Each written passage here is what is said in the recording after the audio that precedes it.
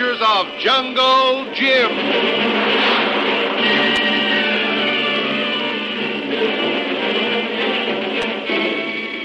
The Adventures of Jungle Jim, broadcast weekly over this station, are dramatized from the full-color action pictures to be found in the Comic Weekly, the world's greatest comic supplement that comes to you each week with your Hearst Sunday newspaper.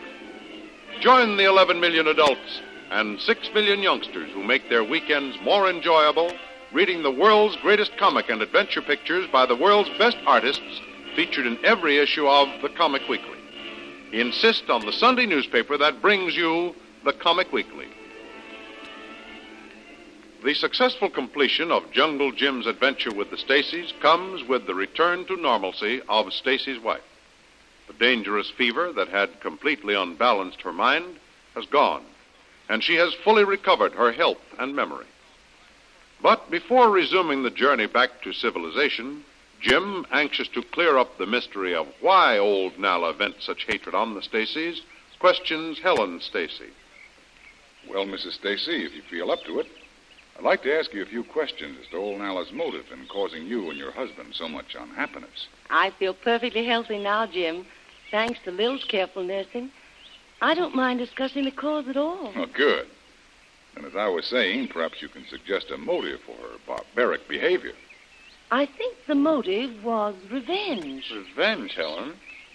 Why in the world do you think that? Well, Red, you know that many years ago when your uncle first came here, he hired Nalla as housekeeper. Sure, she was a young woman then, and her people's village was close by here to Uncle's plantation. Your uncle was rather a stern, God-fearing man, and when he found out the weird, bloodthirsty beliefs of the tribe, he forced Nalla to give up her people and their horrible religious beliefs. Yes, I knew that he tried to convert her to Christianity, and even went so far as to buy the land from her tribe, paid them to move far into the jungle. But surely that wouldn't constitute the motive for such a fiendish revenge. No, Lil. Nalla tried to absorb Christian principles and served Red's uncle faithfully for many years. Oh, that's right. He even wrote home telling us that he'd provided for her in his will. He had instructed us to see that a portion of the plantation and a small sum of cash was given to Nalla upon the execution of his will. Well, what happened to make him change his mind? Well, she didn't figure in the will when you inherited the estate, did she, Red? No, Jim. I was the sole heir. You see, he made a new will. Oh, I see. And what was the reason for that move? Well, as Nalla grew older, she drifted back to her old beliefs. She encouraged the high priest and members of the tribe to visit her. Not on the plantation itself, of course, but off in the edge of the jungle, where one of the old idols still stood. They held their religious ceremonies. Red's uncle heard of this, and in a fit of anger...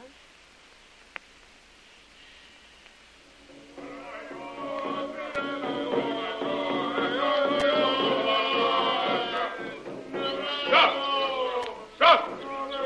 You blasphemous heathens! Stop, I say! Cease this blasphemous idol worshipping. Oh, so it's you, Nalla. After all I've done for you and your people, you have broken your promise to me. You have forsaken the teachings of Christianity and returned to this horrible heathenish idol worshipping. And that horrible old man you call a high priest has returned to defile my property with these blasphemous ceremonies after I bought this land from his people and gave him money to move away. You have all disobeyed me, broken your words. Very well, I shall punish you, all of you. Moko! Moko! Yes, sir. Moko, bring your men with the axes. Chop down this idol. Break up this altar and then set fire to everything. Yes, Master Stacy. Now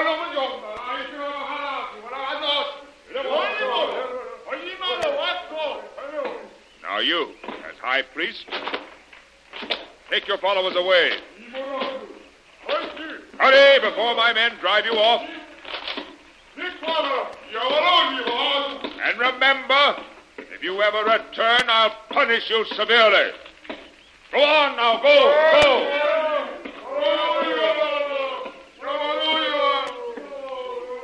Moko, Light the torch. Set the fire. Yes, master. Now you, Nala, you go back to the plantation at once. Wait for me until I return. Ready now with fire, Master Stacy. Very well. Light it.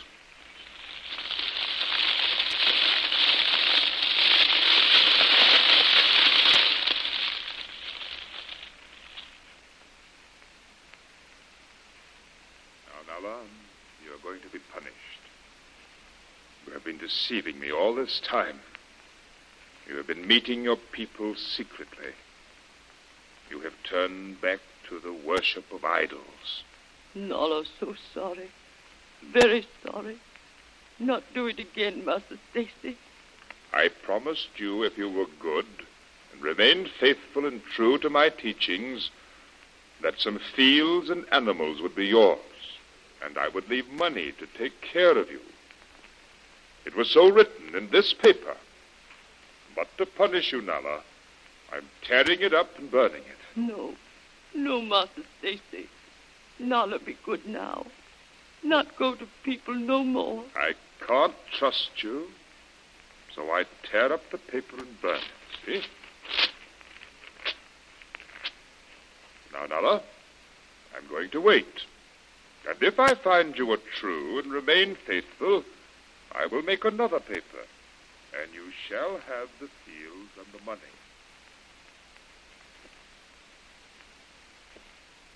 Well, that's quite an interesting story, Mrs. Stacy. But, what happened finally? Fear and superstition had too strong a hold on Nala. And despite our uncle's warning, the high priest sent messages to her, and she found ways and means of stealing away to the ceremonies. And your uncle caught her again? Yes, and he had her followed. And he decided she was beyond redemption. So he made a new will, leaving everything to Red. Yes, that's right, Helen. And a few weeks later, he died. And, well, we came out, and, well, you know the rest. No, not so fast, Red. That isn't all. There must have been some enmity between Nala and your wife. Yes, I was afraid of her from the day we moved in and took over the estate. The way she looked at me, I could sense the deep hatred she felt for us. Well, Helen, you never told me how you felt. Of course not. You had plenty of other worries on your mind without me adding to them. Well, did she ever actually tell you how she felt? Yes. The time that Red had trouble with his shipments up the river and was gone for so long, I decided to try and get her to tell me what was wrong. She was very evasive at first, but I finally got her to tell me the story that I've told you about the will. And did you have any idea that old Nala was going to have a revenge on you? I suspected there was something wrong when Nala used to go away on long trips into the jungle. Then I used to hear the native drums beating, and I could hear them singing. They seemed to be getting closer to the house all the time. Tell me, Mrs. Stacy, did you ever see any of Nala's people around the plantation? Yes. I'm almost sure I saw the high priest meet old Nala at the edge of the clearing, a night or two before Red came back from his trip. I was looking out of my bedroom window when I saw Nala cross the clearing, and just as she approached the edge of the clearing, a native came out. They stood talking, and they both began looking up and pointing to the moon. Was it a full moon, do you remember, Helen? I'm quite sure it was, Lil.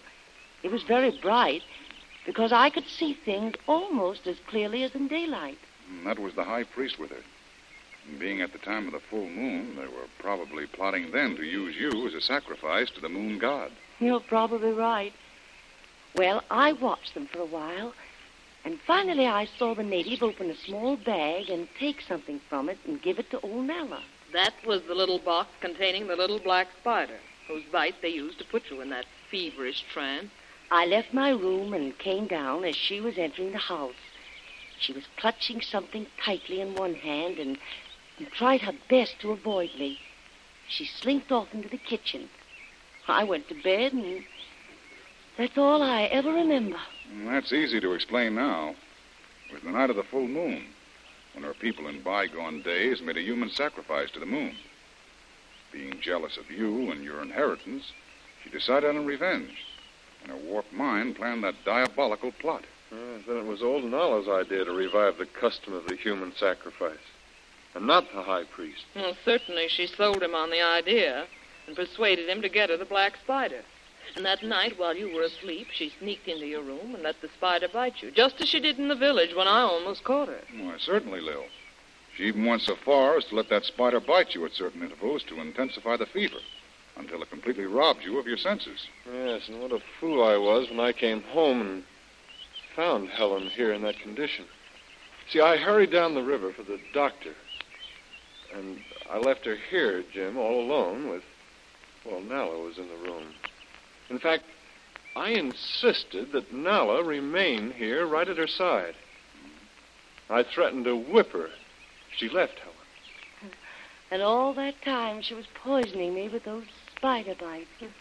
And as soon as you were well on your way down the river, she signaled her people to come in and spirit you away to their village, where you were to be sacrificed. That's right, Mr. Brill. And Nala's revenge on me was to hold me prisoner and let me stand by helplessly while they performed those hideous sacrificial rites. What a fiendish, diabolical plot. And, Stacy, it almost worked.